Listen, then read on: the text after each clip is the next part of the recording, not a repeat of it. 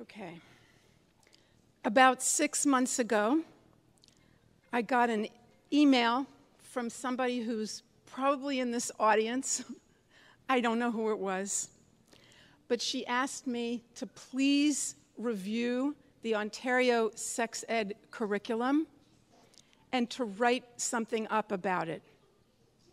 Well, that type of thing takes a very long time. It takes many hours. I've done it before. I did it for New York City, and I did it for New Zealand and for other places, and it's extremely time-consuming. So I had to just say, I'm sorry, but I can't do it. 3 months later, someone else contacted me. We really need you up here. Please, can you come? I looked at my schedule. It just wasn't doable. About a month ago, I get another email. Dr. Grossman, you must come up here. I started to do some reading to find out what's the story up here. And I learned that the sex ed curriculum was first introduced in 2010.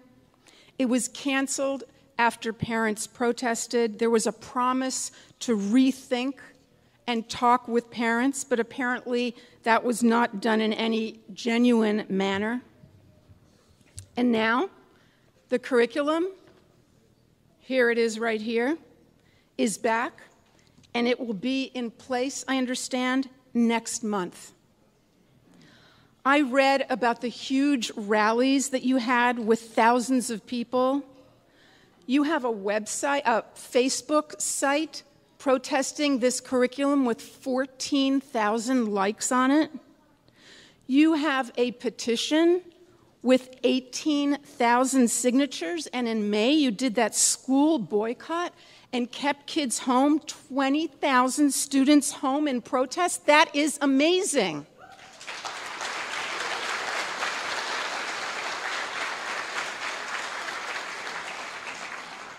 I have been to many, many communities who, like you, are outraged about the sex ed curricula that are being introduced to their schools all over the United States, in the United Kingdom, New Zealand, Australia. I have never seen anything like this. And I'm told that aside from a few journalists who are not mainstream, and one or maybe two members of parliament, your objections are ignored.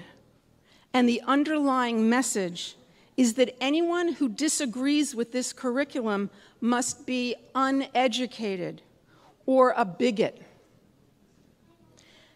Furthermore, the creators of this curriculum, and evidently one of them is in jail for sexual crimes against children.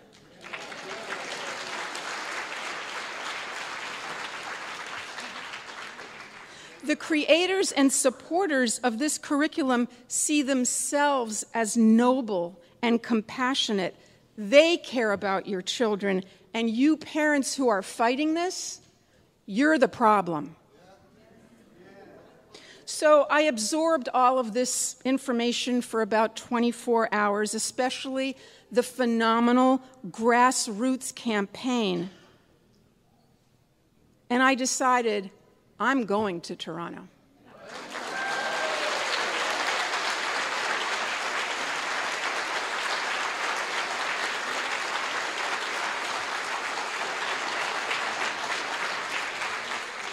You may think that I'm here because the organizers found my work and they were impressed with me.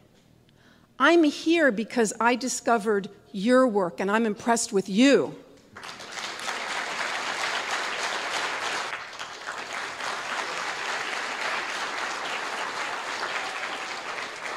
I have reviewed the curriculum for ages 1 through 8, grades 1 through 8. I have not looked at the high school one.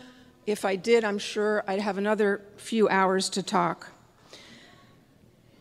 The parts about diet, alcohol, smoking, and a lot of other things, it's actually quite good.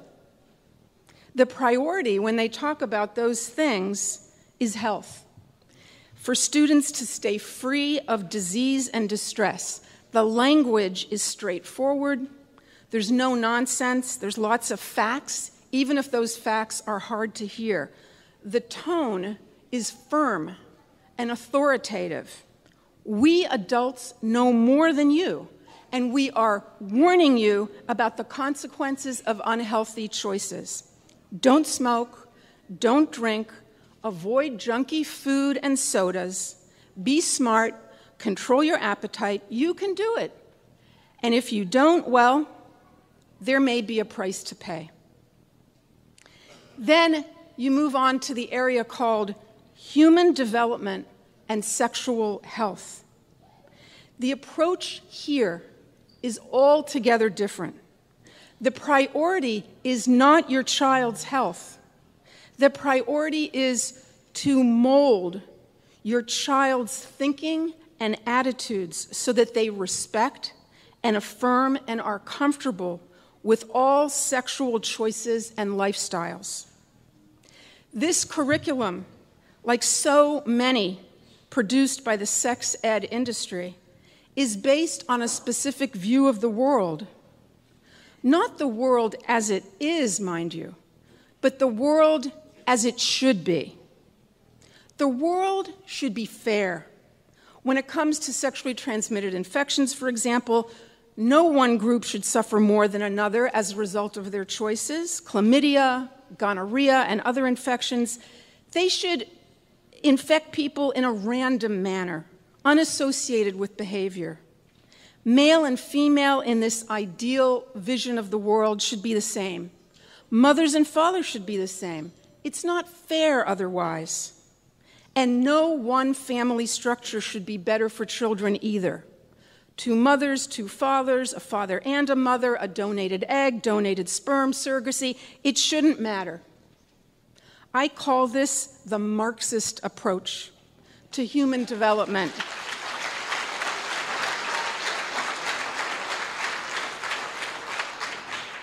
There is a significant flaw with this approach.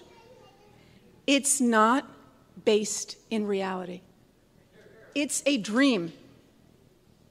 If you look at hard science, biology, physiology, neuroscience, infectious diseases, you find, without any question, that there are very significant differences.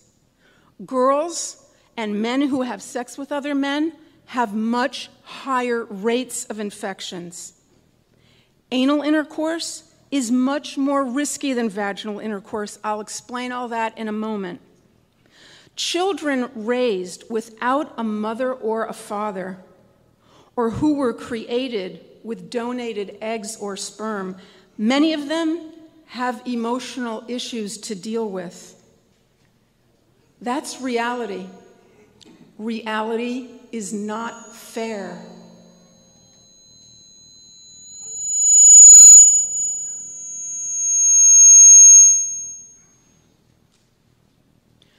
Reality is not fair, and part of growing up and becoming an adult is realizing that life is not fair.